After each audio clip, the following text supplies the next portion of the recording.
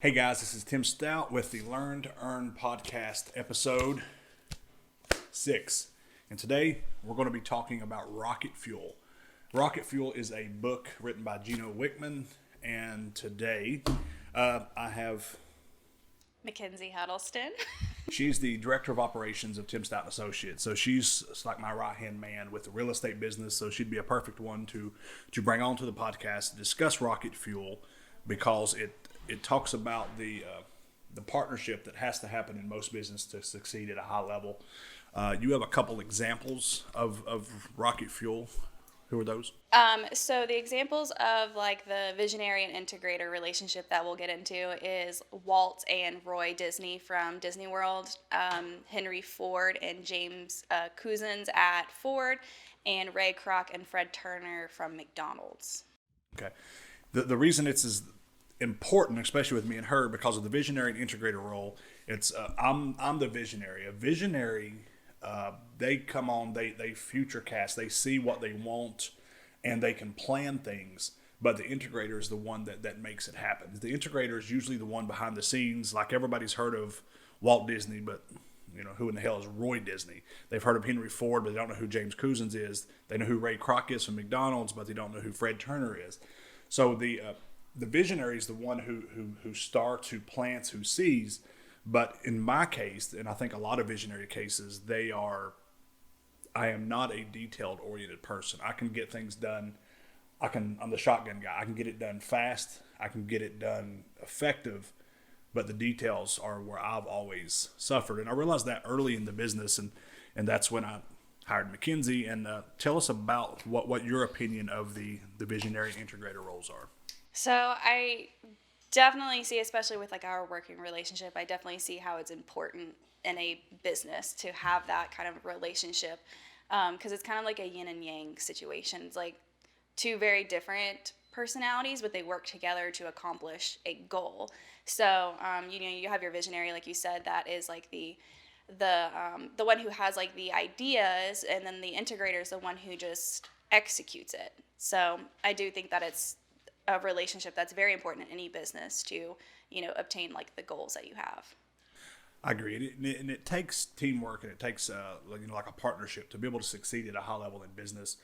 And one thing that I see a lot is people when they go into business, they partner with someone out of fear. They don't partner with someone because they're a good mix. And most of the time, the integrator role is a higher after the business has been going. In our case, and all three of the cases that she gave also were hires after the fact. And it's because people don't realize their holes until they're in business. And then most of the time, like the visionary and integrator role was not, that language was not a thing. It's just people who mixed well and created good chemistry, created a great business, and one helped where one was weak and one helped where the other one was weak. And with that being said, a lot of people go into business with partners because of fear. They are fear of succeeding. People are scared to succeed because they're afraid people are going to think it's easy. They're scared people are going to think anybody can do it. But they're also scared of failure. They don't want to fail alone. For some reason, people feel comfortable when they're failing with someone else. More comfortable. No one's comfortable failing, but more comfortable. What do you think about that statement? Yeah, I definitely think that's true, because I've seen people get into business together where they think that somebody offers what they lack, but it's because, and it's like that fear basis. It's I think this person might be better at this than me, but it doesn't necessarily fit that whole visionary and integrator relationship role. So I definitely agree with that, and I think it's definitely kind of a fallback of like, well, I'm not good at this, but they are. So if it doesn't work out, then it's both of our faults. Yeah. And I think a lot of times when people are doing that on the beginning, they don't understand what they're good at. They understand what they're going to do, but still sometimes that becomes a square peg round hole. It's like I can make it fit, or I can make, partner B do this because I don't want to do it.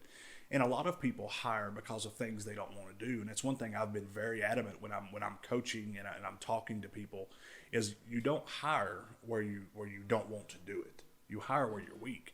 And McKenzie was hired as a salesperson and she did that role, pretty effective for about a year. Yeah, close to a year. About close to a year, and then I started noticing they were she had better attributes than just sales, and we were to pull her into like a contract to close position, which you've been in that position for close to 5 years now. Yeah. Close to 5 years, and ever since she was pulled into that position, especially for the last like 2 to 3 years, she's been like moved into more of a director of operations role while still doing those roles. Just the way her mind works, she's exactly sharp where I'm dull, and she's a big piece of the puzzle because she's able to strengthen me where I'm weak. She's able to keep in detail the management, the day-to-day activities, everything that I would lose because I'm so focused on the vision, I'm so focused on building. I never look behind me, and that's one thing with her as the integrator. She's able to stay behind me, make sure things are going where she is, and she probably, I'm speaking for me, you probably, because you're strong in those, you lack long-term vision. Is that true, or? Yeah, I would definitely say that. Like, you have a very much more like creative mind and like, for lack of a better term, visionary mind. Like, you see like way down the road, where sometimes I get focused on like the task that's like directly in front of me. So I have like goals that I'd like to see us accomplish as far as like the business goes, but I think sometimes I'm like focused on the day-to-day stuff so much on like, because I feel like it's like stepping stones, like you have to accomplish this stuff first to get there, but you're constantly like evaluating everything that's going on, you're testing the market to see what works and all that stuff. So sometimes like your ideas I can't even keep up with half the time because you're just constantly throwing stuff at me like, what do you think about this and what do you think about that? But yeah, I definitely think that you have more of that long-term sight on you than I do at times. In the beginning, and when our business was small, I was able to do both. Mm-hmm. I was able to visionary and do the day-to-day, but I come to a spot where we were not going to grow without an integrator, and that's when I didn't know it was going to be her. It's like, and she didn't know it was going to be her. I mean, no. And I'm sure when she was hired, and this was not a long-term plan for her. This was something until she got something else. I mean, it's like almost like a placemat job. And then it's going to turn into a long-term career with her because we've partnered in other ventures. We're in business in multiple different ways. And this helps me because I didn't know what I was missing until I had it. And just like with Ray Kroc, if Ray Kroc wouldn't have had Fred Turner, Ray Kroc would have been a 2 or 3 hamburger stand somewhere else. It would have never turned into McDonald's. And it was after the fact. I was able to see where I was weak to know where I needed to strengthen. And because of that, in the last, I'd say 3 years, when you really stepped up to that director of operation roles to help me lead, it's, we continue to grow. And that's a huge help because normally as a small business, I was able to say, McKenzie, I want to do this. And we were able to turn on a dime, but now we've got more of a big ship. So it takes the visionary to look where we need to start turning, because we've got to start turning miles ahead of where we actually need to be because the ship is so big. But this allows me to focus on that and her to have absolute focus on what's going on the ship, not where it's going. And that combination is huge. Right. I agree. What do you think about these other partnerships, the Walton Roy, the Henry Ford, the Ray Kroc? Are you on the same page as what I'd said about probably hired after the fact and moved on, or what's your opinion on that? Yeah, I definitely think so. I mean, I think I don't know for sure, but I think Henry Ford, he had this idea of the vehicle, but it was just, how do I execute it? How do I get that out there? Especially because vehicles were not a thing. He was the first one to mass produce them too. Yes, and so it was kind of like, how can we get this out there? How can we make this like something that everybody is on board with? And that is probably where James Cousins comes in and helps him just come up with a plan and a structure on getting these things done and getting the Ford vehicle out there. When did you realize, and I've never asked you this, in our journey, that you realized you were the part that the business was missing? Or have you realized that? I don't know. I mean, I do remember like one day way back when, where I came to you when I was still in the sales role, and I was just like, hey, if there's ever anything that needs to be done within the office that's other than sales, just throw it my way. I'd be happy to help or whatever. So I think that's kind of what started all of this, was just like you slowly start throwing like little tasks at me. It could be something as simple as send a postcard to this person or whatever, but it just slowly turned into that. I think probably in the last, I think like what you said, 3 years probably, is when that really changed. Like when I started taking on a lot more responsibility, and aside from just the contract to close aspect of it. So I would say probably in the last 3 years is like when that really came into play here with the whole visionary and integrator role and how that started working for us. I think that was probably about 3 years ago. When I first brought her on, I had a very limited mindset of someone being able to do something better than I could. And it calls like I would give her a task, but a task that would take me 3 minutes to do, I would give to her, and I would spend 10 minutes checking up on it. Like, Yeah. is this done? Did you do it this way? Just trying to ensure. And it took months and probably nearly a year before I finally realized, like, every time I ask her, she has it. I need to quit asking her. And that allowed me to entrust her. And I think a lot of people, and I talk, I coach a lot of real estate agents, and I speak to groups, and I help my agents. And one thing that I hear when I'm with someone building a team, when they say, I don't think anybody can do it better than me, that is the most ignorant. Limiting thought. Yes, ignorant, limiting thought you can have in your head, to think that you are better than everyone you know that could do that. And I talked to a guy actually last week, and we were talking about hiring some assistants and doing some work like that for him. And he was like, I don't think nobody could do it as good as me. And I'm like, okay, well, what are you paying? And he'd give me some number, and I'm like, nobody's going to do it. Of course you're not going to find someone that's qualified to do that at that level. And he didn't understand it. And when you find someone that's going to do it, you have to pay them you have to pay them what they're worth to be able to do that. But it's difficult for people to see that, because people are so caught up in their own head that nobody can do it as good as they are. Mm-hmm. And that is have you seen that, or tell me about your opinion on that?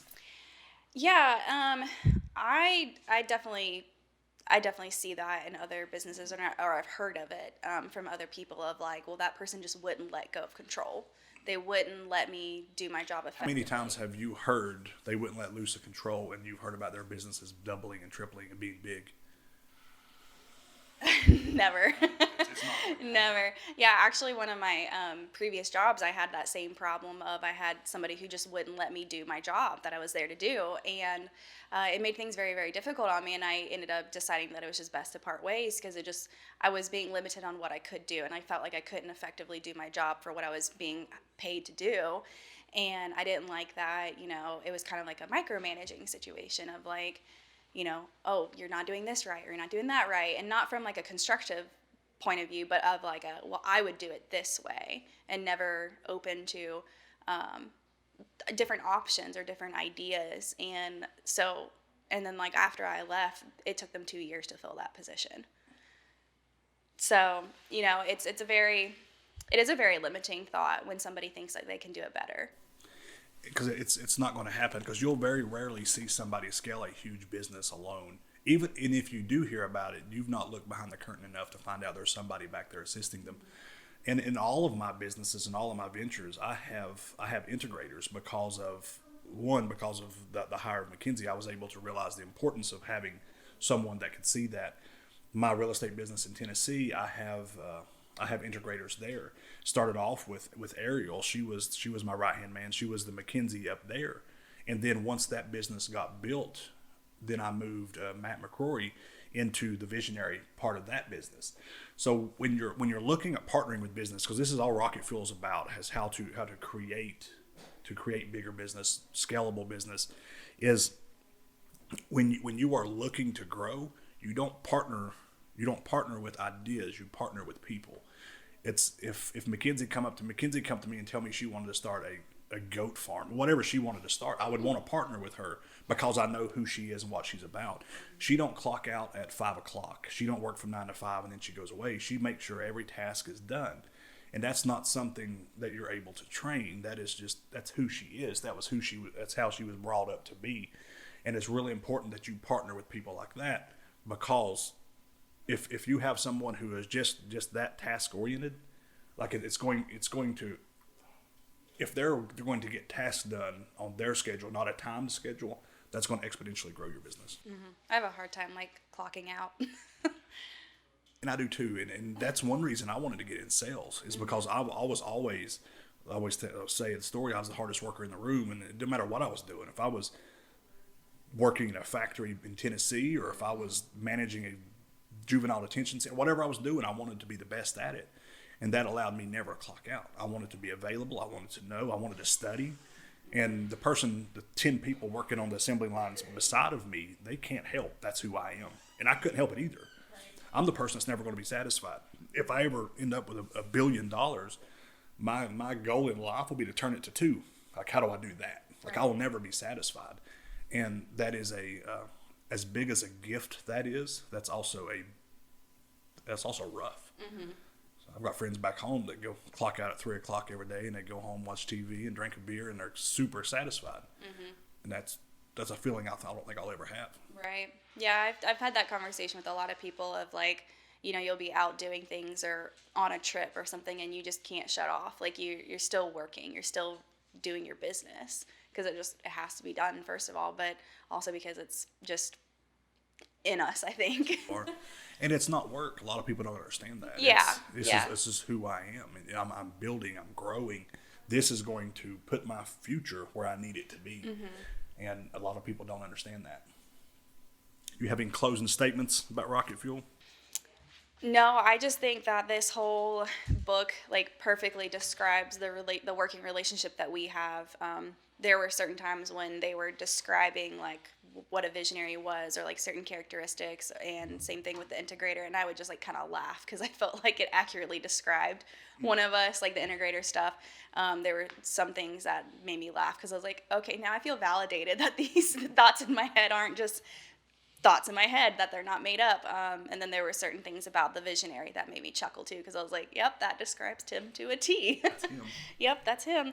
So, but yeah, I do think that this relationship is definitely very important to businesses in order for them to grow and succeed, and having people that balance each other out. Yeah. If you're trying to grow or scale your business and you're not having success, you have not partnered with the right people. When I say partnered, I mean they could be partners, they could be hires, they could be support people, they could be mentors. There's a lot of different ways to connect. So make sure you're reevaluating everything that's in the bottom part of your structure that you're trying to build up, because you grow with people. You don't grow then hire them. You know, your core people. Rocket Fuel was written by Gino Wickman. His most popular book is Traction, and I would definitely, we'll be doing Traction in the near future, and I would ask people to definitely pick that one up. This one teaches you how to get your business going, and that's a good one also. Guys, episode 6 of the Learn to Earn podcast, Rocket Fuel, with special guest McKenzie Huddleston. Let's have a great day.